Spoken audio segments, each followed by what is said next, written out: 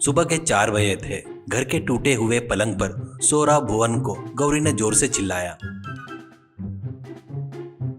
गौरी बोली, अजी सुनते हो? उठो, अभी तक सो रहे हो क्या?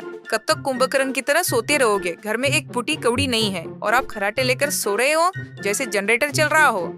तब भुवन, अरे क्या हुआ गौरी, सुबह सुबह क्यों सायरन बजा रही हो? अभी तो मुर्गा भी भाग नहीं दे रहा है। तभी गौरी कहती है, मुर्गा भाग नहीं दे रहा है, इसलिए अब हम मुर्गे और अंडे का व्यापार शुरू करना चाहिए। सुनो जी, मैंने फैसला कर लिया है कि अब मुझसे गरीबी सहा नहीं जाता। आप देख रहे हैं ना, आजकल सब लड़के जिम जा रहे हैं, बॉडी बना रहे हैं, पर जेब में पैसा नहीं है। उन्हें कम दाम में ताकतवर नाश्ता चाहिए। तब भुवन ने कहा, तो हम क्या करें, जिम खोल दे? तब गौरी बोली, अरे नहीं बुद्धू, जिम नहीं, पावर बेचेंगे। उबले अंडे, चने, ब्रेड, चिकन सूप और मटन पाया सूप, एकदम हमारे गांव के स्टाइल में। सस्ता भी होगा और ताकतवर भी। तब भुवन आश्चर्य से, पाया? क्या बात कर रही हो गौरी, ये सब मर्दों के काम होते हैं। तुम सड़क पर ठेला लगाओगी तो राम सिंह क्या सोचेगा? तब गौरी, राम सिंह थोड़ा बेवकूफ है, वो अपने ठंडे समोसे बेचता है और हम ताकत बेचेंगे। फालतू की बातें मत करो, चलो बड़े बर्तन निकालो। अब अगले दिन सुबह 6 बजे तभी सामने से मिठाई की दुकान खोलता हुआ राम सिंह वहां पर आया।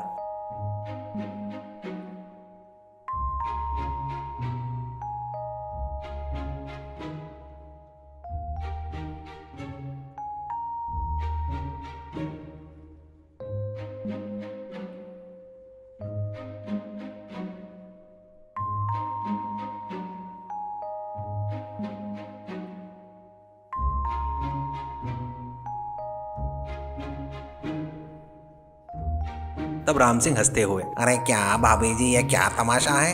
अब घर की औरतें सड़क पर हड्डियां बेचेगी? यह कोई टिफिन सेंटर है या अस्पताल का वार्ड? सो पर पाया बोलती हो?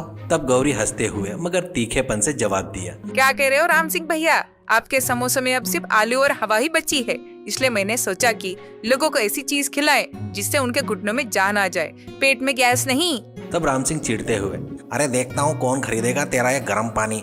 2 दिन में ठेला समेट कर घर नहीं भाग गई तो मेरा नाम राम सिंह नहीं। तभी पृथ्वी पहलवान अपनी साइकिल रोकते हुए आया। तभी पृथ्वी, अरे चाची, ये कैसी खुशबू है, बड़ा मजा आ गया। तभी गौरी, अरे आओ बेटा, ये देसी सूप है, पीकर देखो, 10 रुपए का है। पीने के बाद अगर तुम्हारे मांसपेशियां नहीं अकड़े तो पैसा वापस। पृथ्वी ने सूप पिया। एक घुट पीते ही उसकी आंखें चौड़ी हो गई। तब पृथ्वी, जबरदस्त है चाची, इसमें कोई जादू है, बड़ा गर्म है, मसालेदार है, 2 अंडे और ब्रेड भी दे दो। देखते ही देखते पृथ्वी ने अपने 4 दोस्तों को फोन कर दिया। एक बड़ा ग्रुप तो नहीं पर 5-6 लोग जमा हो गए। राम सिंह अपनी दुकान पर मक्खियां उड़ाते हुए जल भून कर देख रहा था। 3 दिन बीत गए, गौरी का व्यापार चल पड़ा। चने, ब्रेड और मटन पाया का सूप उस इलाके में मशहूर हो गया। और भुवन जो पहले जो शर्माता था, अब रौब से अंडे छिल रहा था। लेकिन राम सिंह यह देख नहीं सका और उसने एक साजिश रची। मुखिया यानी एक कंजूस साहूकार उसकी दुकान पर आया।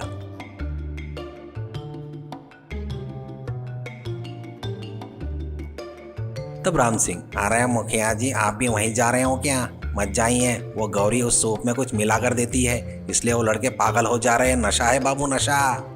तो मुखिया जी ने कान खड़े करके सुनने लगा। सच में क्या? मैंने तो सोचा सस्ता है तो चख लूं, लेकिन नशे वाली बात है क्या? अरे बाप रे।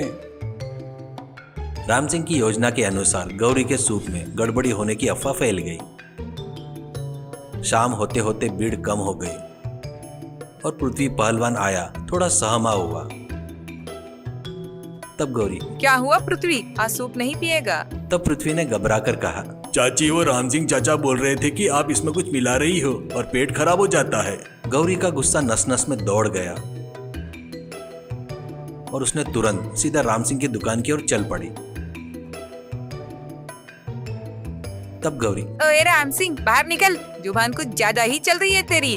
तब राम सिंह बोला, अरे क्यों चिल्ला रही हो? मैंने क्या किया है गौरी? तुम अफवाह फैला रहे हो कि हम मिलावट करते हैं, ये सुना मैंने। कल एक सुबह चैलेंज रखेंगे, तुम अपने समोसे जलेबियां खिलाओ और हम हमारा पाया सूप और अंडा खिलाएंगे। जिसके खाने के बाद लोगों में फुर्ती नहीं आएगी वो हार जाएगा। हारने वाले इस पूरे कॉलोनी को एक दिन मुफ्त नाश्ता खिलाएगा। तब भुवन पीछे से दबी आवाज से कहने लगा, गौरी क्यों रिस्क ले रही हो, उसके पास पैसा है। तब गौरी ने कहा, आप चुप रहिए जी भुवन, ये मेरी इज्जत का सवाल है। 4 लोगों के सामने बेइज्जत ना हो जाए इसलिए राम सिंह ने हाँ कह दिया। अगले दिन सुबह माहौल थोड़ा गंभीर था। मुखिया जज बने थे, क्योंकि मुफ्त का खाना था, मौका नहीं छोड़ता था वो। सबसे पहले राम सिंह ने अपने समोसे दिए, मुखिया जी ने खाए। ठीक है, पर तेल थोड़ा ज्यादा है। फिर गौरी की बारी आई। गौरी ने मिट्टी के कुल्हड़ में गर्मा गर्म सूप डाला और ऊपर से काली मिर्च छिड़की और साथ में उबला अंडा और मसालेदार चने दिए। तब गौरी, अरे मुखिया जी इसे खाइए, इसमें कोई नशा नहीं है, सिर्फ मेरी मेहनत है और शुद्ध मसाले हैं। बड़े लोग इसे पाया कहते हैं, पर गरीब लोग के लिए दवा जैसा है, पेट में गैस नहीं करता। मुखिया जी ने एक चम्मच सूप पिया। पूरा सन्नाटा। उन्होंने दूसरा चम्मच पिया, फिर पूरा कुल्हड़ मुंह में लाद दिया। तब मुखिया डकार लेते हुए, ओए राम सिंह, तू झूठ बोलता है रे, इसमें नशा नहीं है, कमाल का स्वाद है। सच कहूं तो सुबह से जो मेरे घुटने में दर्द हो रहा था ना, इस गर्मा गर्म सूप से वो गायब हो गया। पृथ्वी और उसके दोस्तों ने तालियां बजाई। तब पृथ्वी, अरे देखा, मैंने पहले ही कहा था ना, चाची का पावर बैंक बेस्ट है। राम सिंह का मुंह उतर गया। तब गौरी ने एक ट्विस्ट दिया। तब गौरी हंसते हुए, अरे राम सिंह भैया, आप तो शर्मा गए, पर आपको किसी को मुफ्त में नाश्ता कराने की जरूरत नहीं है। हम गरीब हैं, हम किसी का नुकसान नहीं चाहते, पर हाँ, अब किसी की मेहनत को छोटा मत समझना। और हाँ, अगर आपके पेट में गैस ठीक करनी हो तो रोज सुबह आकर 1 कप सूप पीजिए, आपके लिए फ्री है। राम सिंह शर्मिंदा हो गया। गौरी की अच्छाई ने उसे हरा दिया।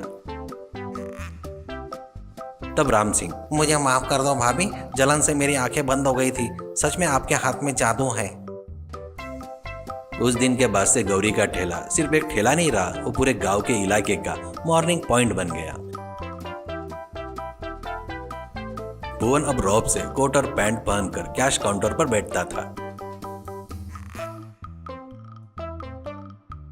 राम सिंह अब रोज सुबह आकर पूछता, अरे गौरी भाभी, 1 कप कड़क सूप तो देना, आज दुकान पर बहुत ज्यादा काम है, एनर्जी चाहिए। नीति, कोई भी काम छोटा या बड़ा नहीं होता, और ना ही वो औरत या मर्दों का होता है। अगर आपका दिल साफ हो और आपके माल में बात हो तो दुनिया की कोई भी अफवाह आपकी जीत को रोक नहीं सकती। गौरी ने यह साबित कर दिया कि एक औरत सूप बेचकर भी अपनी किस्मत बदल सकती है।